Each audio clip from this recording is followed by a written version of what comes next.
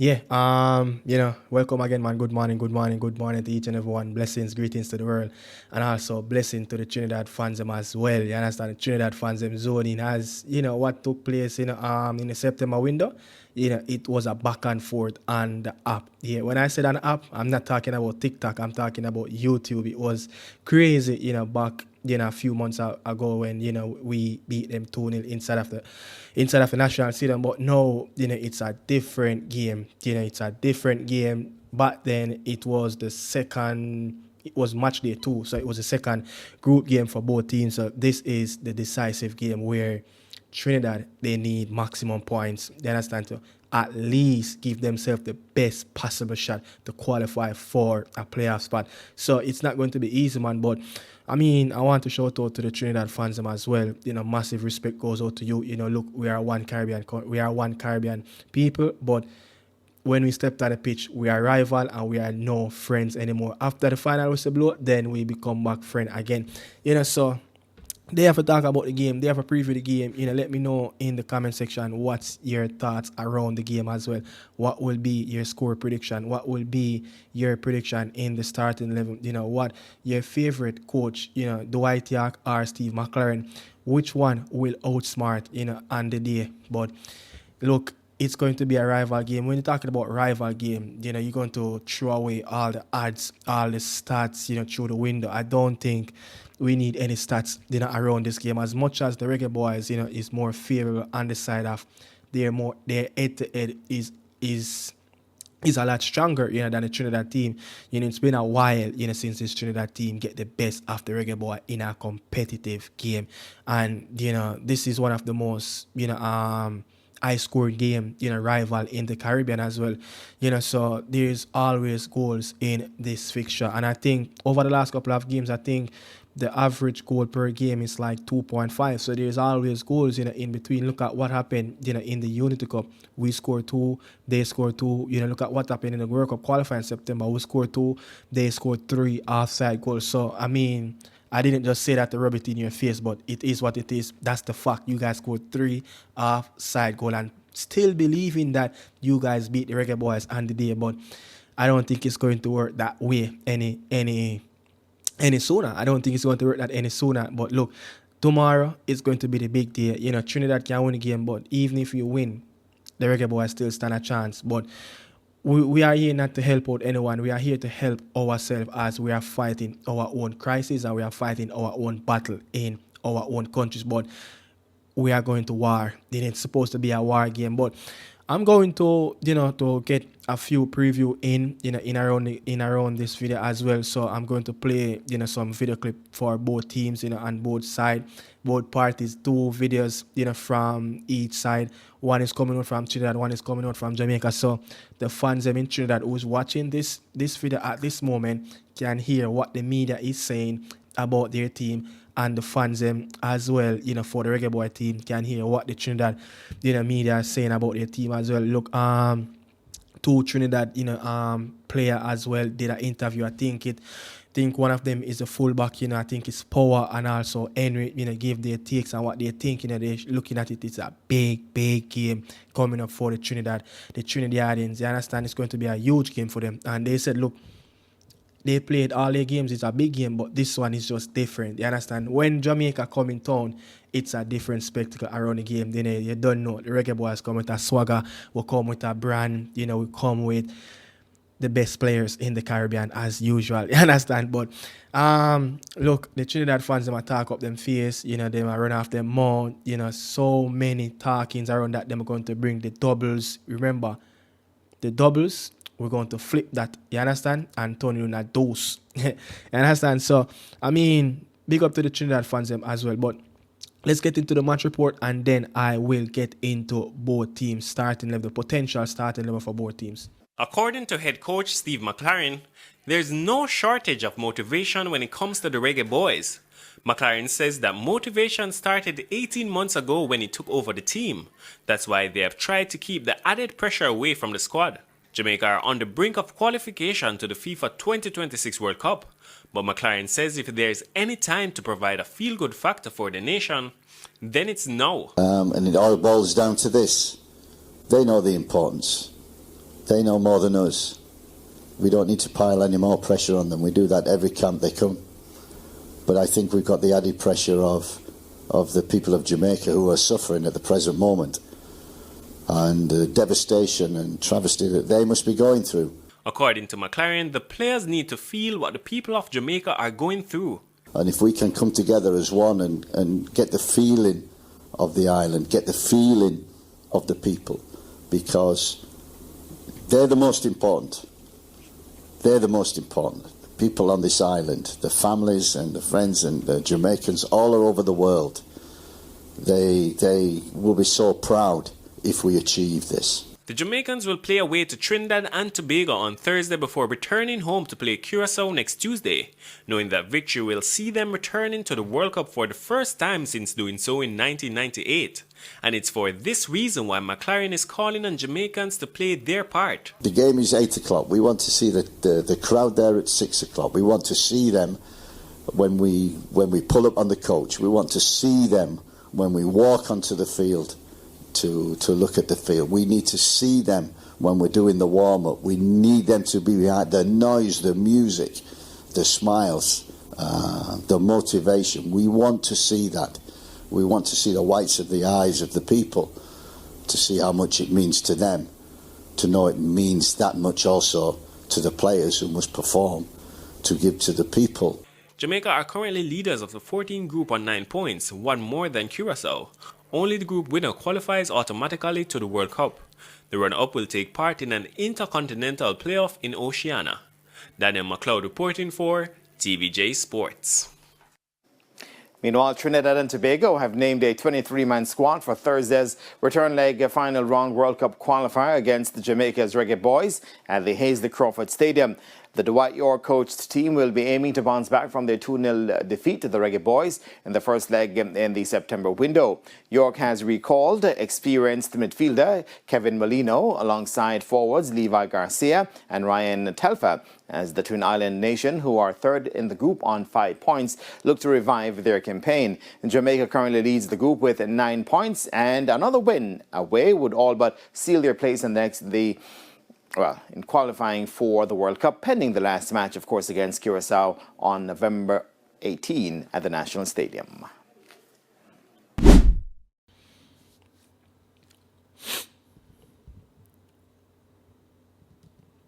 Yeah, so you guys can hear, what is happening on both sides. Even Steve McLaren said that, look, if the players don't want it, or the people want it more than them, then you can't force the players them, to be hungry, to at least, give the people them something to smile on their face.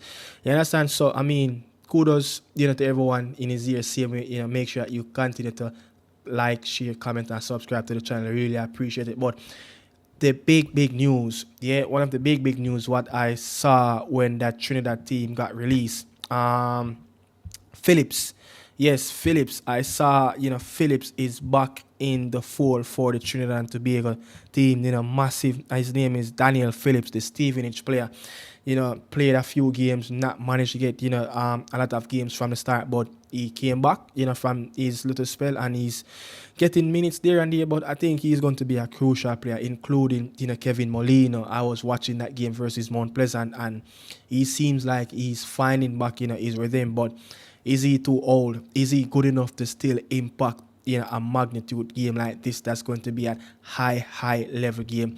You understand? So, let me give my TX around the Trinidad squad. It is Trinidad 26-man squad, for the World Cup qualifier versus Bermuda and Jamaica. And, for the goalkeepers, it's just straightforward who's going to keep for Trinidad and Tobago. You understand? But for the defenders, it's a little bit tricky. But for me, I will go with, Josiah, Trinidad, the player that playing for MBU at this moment, haven't played any minutes, over the last couple of weeks. You know why? Because of the Hurricane Melissa. And also, Kobe Henry. I expect those two big fellas, to start the game, tomorrow for Dwight York. And look, they got this very good player, playing in the Eredivisie League. I think his name is Darren Payne. Very good player. This is his debut call as well. No Cardines, the Crystal Palace player, is out injured. And they have another player, I think his name is Garcia, that can fill the right back position as well. But I believe that, the debutant will go ahead and get his name on the starting level. But it's going to be a hell of a ride for him. Him and Cephas, you know what happened in the first game. It's going to be a hell of a 90 minutes for anyone play in that right back position, which I think it might be Darren Payne. And also, I think Noah Power, might be that left back. I think Noah Power might be that left back. But talking about the defenders, this is what, both players have to say, have to say around the game as well. Noah Power and also Kobe Henry looking forward for the game versus Bermuda and the reggaeboyz. Ahead of the crucial clash, midfielder Noah Powder said the team is locked in. Yeah, honestly, the vibes in the camp are very high. Everybody knows how important the fixture is, and we can only take one game at a time. So right now, everybody's focus is on fully Jamaica right now. Despite injuries affecting the squad, Powder believes the depth of the team will shine through. Yeah, that's a significant loss. Obviously, he started a lot of games in this window, but we have a lot of players who are ready to step up to the plate and who have been hungry for the last 2 or 3 camps. So we're all ready. The versatile Powder, who began the qualifying campaign playing at left back, is ready to ensure TNT's qualification. Honestly, could have never imagined that, but here we are, and we can't take these things for granted, and we know the magnitude of where we're at, so we have to play every game, every ball, every minute like we want to, like it's our last. Defender Kobe Henry echoed the same focus and determination. I think the morale is high in the camp. Everyone's excited to be back. We know what we're competing for, so I think personally it's just about showing up, and as a group, it's about who wants it more. Henry is locked in on preparation and defensive sharpness. Known for his threat on set pieces, Henry added, Personally, just making sure I'm working defensively on, tighten up everything, all the tools and everything for the game. It's going to be a physical game, so set pieces, both offensive, defensive, will be important. So yeah, just excited to practice them in training and go out there on Thursday. Facing traditional rivals Jamaica, Henry ranked this encounter highly. Like every game we've played at so far has been a big game. This is probably the most important one. So we know how much it's worth for not only our team but the country. With kickoff set for 8 p.m. at the Hazley Crawford Stadium, Powder called on fans to show up and make their voices heard as TNT looks to keep their World Cup dream alive. Playing with all these people in the crowd is like a 12th man. It comes like an extra man of field, so that support only helps us thrive and grow in terms of how we want to play and our performance on and off the ball. So that's where we're at.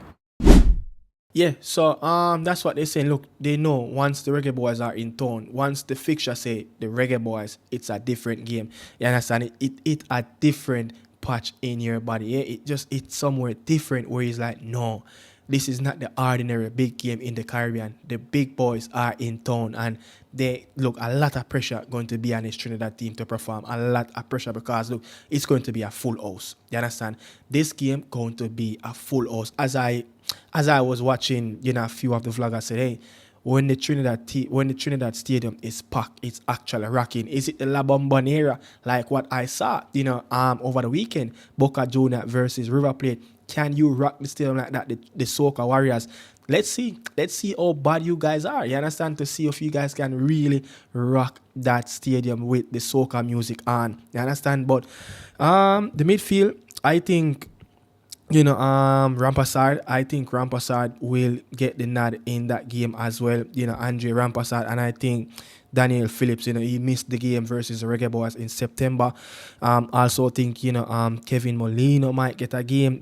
But it's very interesting to see what formation, what system, he will go, which I think, you have players like, Dante Seal, you have players like Tyrese, Spicer that more likely might play, and, either flank, you're going to have, Wayne Frederick, 2, as I call him, Wayne Frederick doubles. You understand? Because in Jamaica, we say double mean 2. You understand? So Wayne Frederick doubles. You understand? He might find himself on the bench, but I think Dwight York have something up his sleeve. This midfield can really get this Trinidad team going, and this, I think, is there.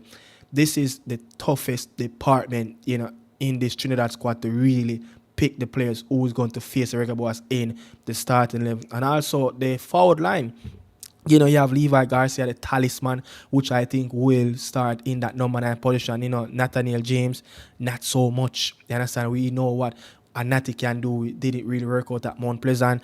We see the new boy coming as well, Roald Mitchell, and Ryan Telfer. He will be a super sub, in that second half as well. So I think this Trinidad team have something where they can really hurt this Reggae Boyz team. But going back to the defensive line, when I look at even Trinidad, playing for MBU in previous games, in the couple of games that I saw, when they started their campaign in the JPL, there's weakness to him. There's weakness to him. You cannot play, too physical with him. His body is just too big. You have to play half his shoulder. You have to spin him left, right, and center. You can't go, in too much contact with him. So you just have to make sure that, look, he's always the one that's chasing you. But if you let him can grab, you understand? If you let Trinidad grab your shirt or try to tug or try to get in contact with you, then it's going to be difficult. But I think with the pace, with the energy, I think the Reggae Boyz will stand a chance. But going direct, I don't think we will stand any chance, because those two guys, they will just feed off those long balls that hitting, 50, 40 yards, from their goal. So weakness, just use our pace. The weakness for this Trinidad team, it's all about the pace that the Reggae Boyz team can offer in the attacking third. But the Trinidad team, they just don't know how to keep up with that pace, as I think none of their defenders are quick enough for our front three. You understand? So the midfield, they're going to control the game. You understand? They're going to control that game. Player like Rampassad, player like Daniel Phillips, he's going to be that player that going to try to bite the ankles in the midfield. And players like Molina going to be clever around Rampassad. He's going to be the conductor, someone that going to dictate the tempo, and he's going to be like the captain for the ship, direct that and spearheaded that ship wherever he wanted to go. So he's going to be key for the Reggae Boyz to actually to close him down. And also Molina, man, he's going to pick up some clever position on that pitch, where is it that he's going to start, or is he going to come off the bench? Is he ready enough to go a full 1 hour in the game? You understand? But if he can give a very decent show, in the first hour of the game, Trinidad, they're going to create some opportunities. So let's see what's going to happen, man. But Levi, his pace will threaten the defenders, for the Reggae Boy. If you look at what he did, a trick offside goal, I've never seen that before. Look at what he did, to Richard King. He put him on his backside in that game. So Levi Garcia, man, if he can give, a full 90 minute, of display of at the highest quality that he can bring to that Trinidad team, then Trinidad will stand a very good chance of winning that game. But I think we have something up in our sleeve to stop the talisman, But he's going to find himself, lonely up front at times, but his pace, his cleverness, his runs, is coming off of each wing. He's a quick fella, he think the game really quick, and actually he's very good, with the ball, in the ear as well. So he's a player that can be a little bit nasty as well. So good dribbler, good technical speed with the ball at his foot. So I think he's just a complete player for them. He will be the game changer. If Levi can get something on the board, then Trinidad will stand a chance. But if he can't get anything on the board, then Trinidad, they're going to suffer in this game. You understand? So that's all I have to say, around the Trinidad team. Moving on to the Reggae Boyz team. You understand? Moving on to the Reggae Boyz team. Did I cover every possible thing for the Trinidad and Tobago team? Yes, but do I think though? Talking about he doesn't fear this Reggae Boy team. Look, I remember I think in a press conference where I think they drew the game. They came back and I think they drew the game versus Curacao, their first game, at home. He said I think they're more, reactive. They need to be more proactive. And I think that if they're not going to be, proactive and be on the front foot in this game coming up tomorrow, then they will get a fine ass whooping, in that game coming. Because look, if they're going to react and allow the away team to come and dictate the game and control the game, then this Trinidad team don't deserve to go, to the next round. They need it. They need these 3 points even more than the Reggae Boyz team, because Reggae Boyz losing this game, we will have a next shot in our game that's coming up next week, Tuesday as well. So that's all I have to say around the Trinidad and Tobago team. But best possible 11, for the Reggae Boyz. Look, Andre Blake going to have to come up big. Yeah, Andre Blake going to come up, Look, the possible starting 11, for the Reggae Boys, in goal, Andre Blake must turn up big, huge in this game coming up tomorrow. You understand? In big, crucial away games, Andre Blake usually the one that really stepped up his game and perform at the highest level. I don't think I can remember an away game that Andre Blake, going to play in, and we really need something from this game, a crucial game away to any other country or in a tournament. He usually the one that comes up big in the game. You understand? So when our back is against the wall, versus the home team, Andre Blake usually stepped up. So he's going to step up, but he will be in the goal as well. You guys heard me give my start 11 as well. Dexter Lemekisa, as I think, I think he's going to be the one that really suits the Reggae Boys going up and down as well. Then I think when you look at the game, going back home in Curacao, I think Ian Fraser more finesse right back, someone more clever, someone more technically gifted and can unlock a defensive line, can really, do damage in the attacking third, which Dexter have some clever footworks as well, so he's very, clever with the ball at his feet. But I feel like the more technical one, I think to open a team that is going to come in our game to defend with a low block, Ian Frey might be that defender. So I'll go with Dexter Lemekisa. If he needs a sub, if he needs a bit of a rest, then Ian Frey can come in the game. But Damian knows somebody that's going to set the template of the game for the national team. Look, I don't think no one, I'm sorry to say this, but I don't think no one wants this more than a Damian Lowe. He'd have watched the whole process, almost 30 years ago when he was a child, growing up, watching his father, playing these type of games, trying to get his national team, in a World Cup. You understand? So I don't think no one, really want this more than a Damian Lowe. If I'm wrong, my apology. If I hurt anyone feeling in around the team, my apology. But Damian Lowe want this more than anything. And I do feel like minutes are no minutes for his club. Club are with no club. He is a must starter in this game for me. You understand? He's going to be that warrior. He's going to be that sergeant on the pitch. You understand? He's the one that's going to call the shots.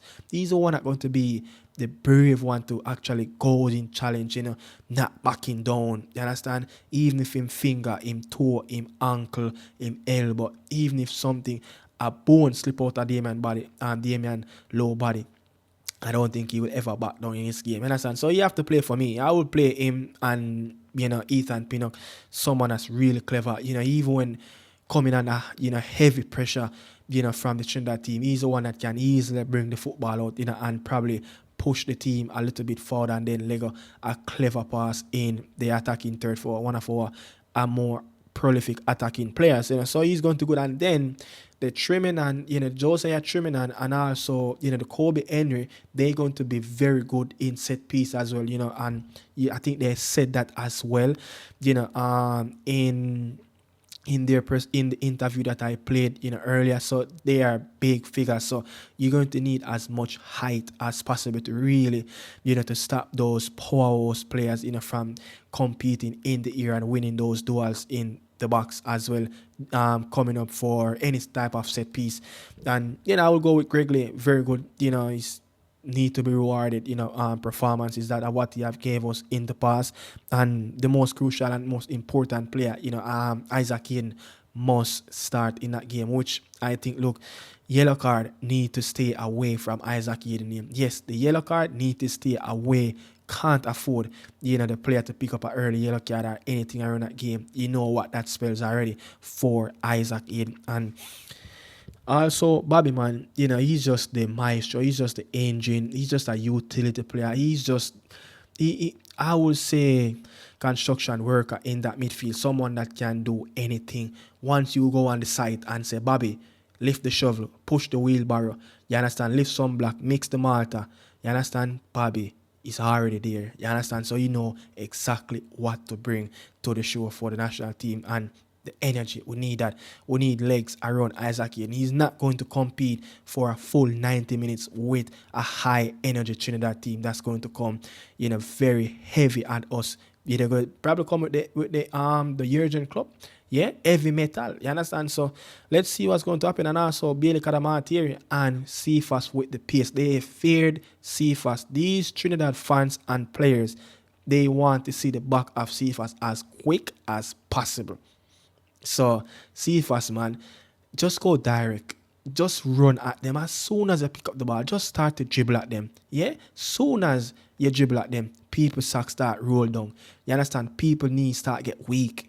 And then we need someone on that right-hand side, to keep on the ball rolling, to back up Ronald Cephas as wipe on that, but to block up Ronald Cephas as well to make sure that, look, the work that Cephas is putting in on that left side, you actually giving it to the left back as well, which will be Noah Power. You understand? So Dixon on that right-hand side, so that will be my level, but let me know what you think in the comment section. You understand? The Reggae Boys will up for a tough battle on Trinidad side. You understand? And the Trinidad and Tobago side. But let me say this, man. The Reggae Boys, yeah, we're going to be up for a tough battle, on our side in Trinidad and Tobago, the Soca Warriors. Big up all of the doubles people in the comment section. I understand? Salute to the people and bless up. Thanks for watching. See you guys. Look more talking about more football on Nicardo Media House Channel. Ciao.